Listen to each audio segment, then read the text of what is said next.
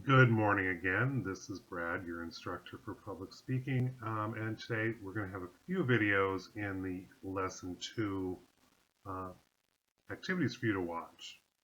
We're going to start with this one, which is an overview of general purposes and specific purposes for a speech. This material follows information from your textbook and adds to it. Pages 48 are important, and then pages 55 to the end of the chapter for this video. So we'll start with the four general purposes of a speech. These purposes differ a little bit from how your book describes them, so this is a good time to take some notes. The first one is to introduce. This is really an informative speech about a person, about who they are, why they're important to the audience, and what is important for us to know. To inform, which is to share information or ideas. To persuade, either to change attitudes, values, or beliefs. And to entertain, or sometimes that's talked about more like as your book does, to mark a special occasion. So your first speech is in that realm of a speech of introduction. Your general purpose is to introduce. So you're going to introduce yourself. Who are you? Why are you interesting? What's important about you? Who will you be in life? What motivates you to be who you are today? All right. Once you've got that kind of general purpose in mind, then you start really honing down your specific purpose. And your specific purpose has three parts. If you turn to page 50,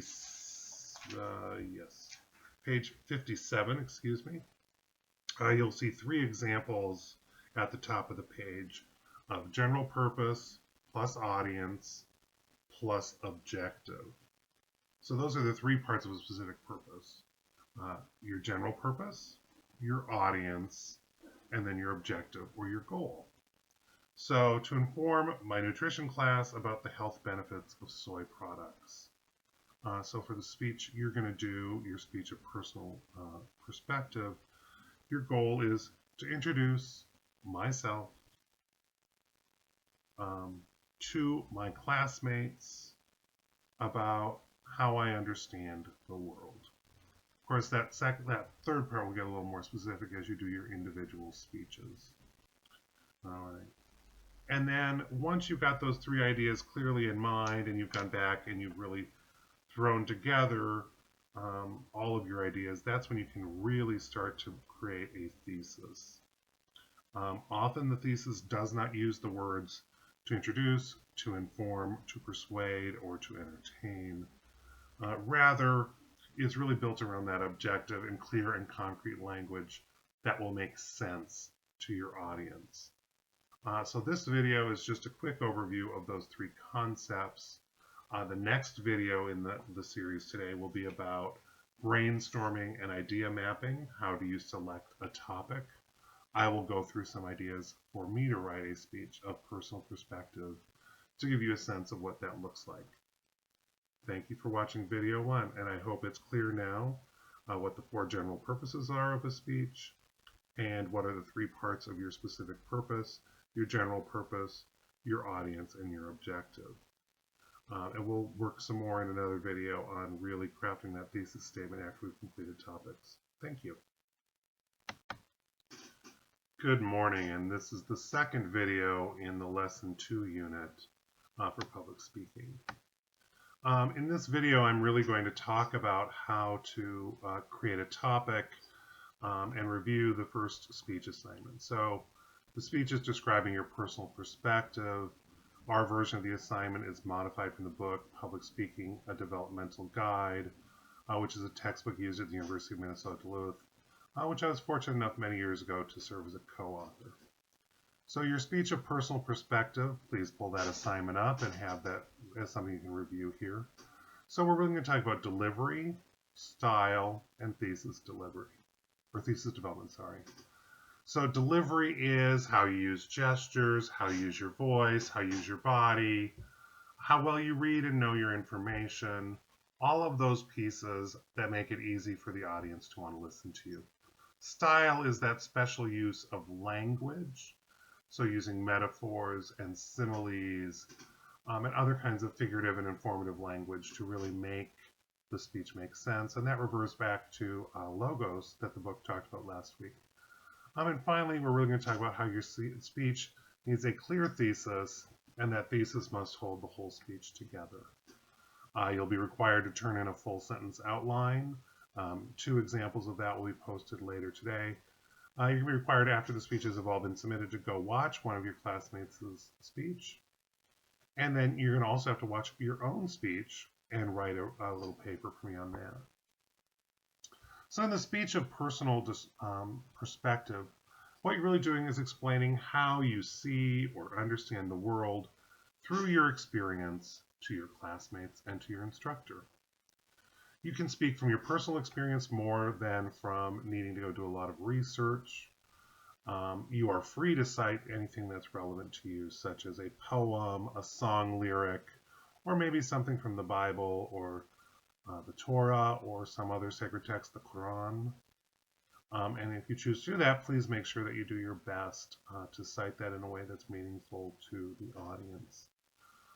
You have ideas and experiences that are very much worth sharing.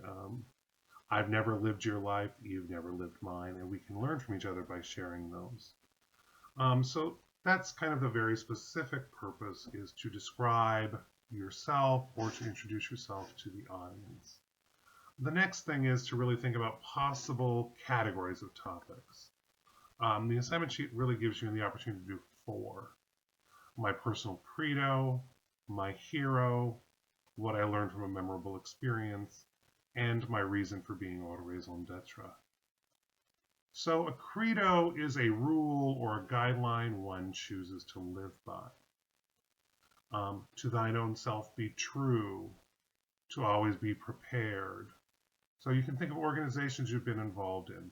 4-H has a credo or a motto that people use. The Boy Scouts, the Girl Scouts. You know, your high school may even have a motto or a credo that's really about who you are. Okay? So how does this general rule help you live your life and make decisions? Alcoholics Anonymous uses the phrase, one day at a time, or another one is progress, not perfection. So my personal credo could be, every day is about progress, not perfection. Meaning I try to be better at being truthful, being thoughtful, being compassionate, being empathetic every single day. Not because I'm going to be perfect overnight, but because I want to be better than I was yesterday. So you can build a speech around a credo like that. The second one would be about a hero. So a hero is someone who we think of as being excellent and a good role model, and they may be living or dead. And heroes can be really famous people, or they can just be the person next door. So really, if we were to talk about my heroes kind of at the national level, people that other people have heard of, I would say one of my heroes through my entire life was former Vice President Hubert Humphrey. Vice President Humphrey in 1948 stood up and said, it's time that politics recognize that racism hinders participation of African Americans, particularly in our culture. Another person who could be my hero who is kind of nationally well known would be Gloria Steinem. Gloria Steinem is a second wave feminist.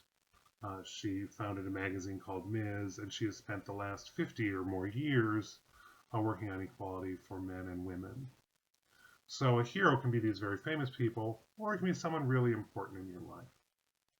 And so that's the person you look up to and why you look up to them. So my childhood hero was really my great-grandma. She was an amazing woman. She lived well into her 90s. She lived in her own home until she was about 89 years old. And she was a person who taught me how to play cards. And the rule was you're there to play and have fun.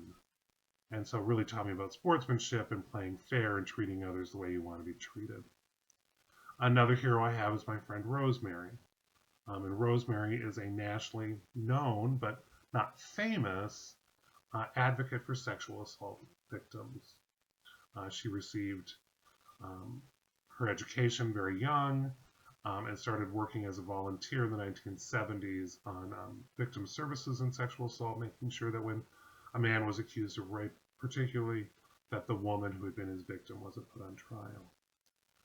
And she was one of the leaders of putting together the Building for Women in Duluth, Minnesota, which is only the 4th women's building in the United States. And so that was a pretty amazing person, and I look up to her for a number of reasons, including just her commitment and passion to living life. My most memorable experience and what I learned from it. Sometimes life lessons are hard, and sometimes they're pretty easy.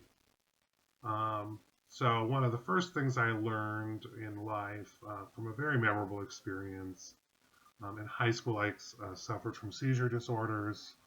And so I was kind of scary because I'm a big guy. I'd be walking around and I would have a seizure. And what I found really was that a lot of the misfits in my school were the people who befriended me and who took care of me and who made sure I was always doing well. So that's a way you could look at that as an experience that really changed your life. Another experience that's fairly memorable is in 1998, my father died of cancer, and my entire family was sitting in the room when he passed away, and we weren't actually paying attention to him. We'd spent the whole day doing that. We were kind of in conversation about, can we all stay? Who needs to go back to work? Who needs to do those things? And then he just kind of drifted peacefully to sleep. And that really was memorable, and it's such an image of my father because he did things on his terms all of the time, and so that's a way. But that experience really reminded me that letting him be in charge was this beautiful way of expressing his death. And the fourth option really is my raison d'etre, which is French for reason for being. This invites you to share a thing, person, or idea that makes life itself meaningful to you. Sometimes we live for people in our lives, sometimes for our careers, and sometimes for other things. What motivates you to work or play hard? My raison d'etre is teaching. I love to learn who my students are and what matters to them and who is important in their lives and what they care about in our community and all of their passion. Anything you want to talk about is really okay with me as long as it's important to you. And this will really allow you to think about who you are in the world. Some of you probably have done that already. Some of you maybe haven't done that at all yet. But really what I want to learn from this speech is what makes you you. Okay? So in this one, we've really gone through all of the Speech 1 assignment and giving you some ideas of what we're looking for in terms of a topic. The next video this week will be some brainstorming, and I'll just talk through how I would do one of those topics. You can then read along in your book as well. Thank you very much.